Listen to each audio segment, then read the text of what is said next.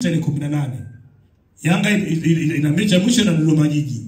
Yanga itacheza finali ya CRDB Bank. Ndio uelewe kitu. Lakini hii hapa tunataka tupate uchunguzi.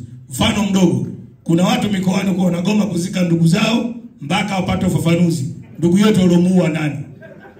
Ndio sisi za tumegoma. Ili muelewe.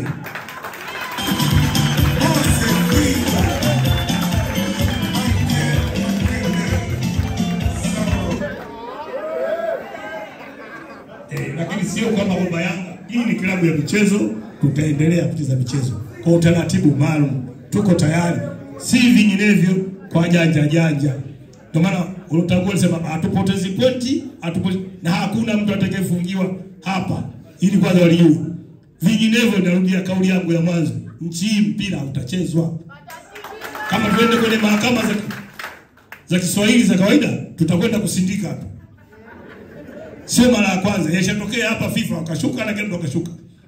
Na kufungwa katika mchezo wa mpira kinachobana mtu kwenda mahakamani ni sheria 17. Tuziweke vizuri hizi. Masuala ya utawala watu wanakwenda mahakamani washafungwa. Kashafungwa rais wa FIFA, UEFA, hapa ndani sina sababu ya kuwataja. Kwa sababu wengi wao ndio hao washakwenda jela. Haitakuwa mara ya kwanza. Yanga wewe. Kuna swali lielekezwa kwangu, lakini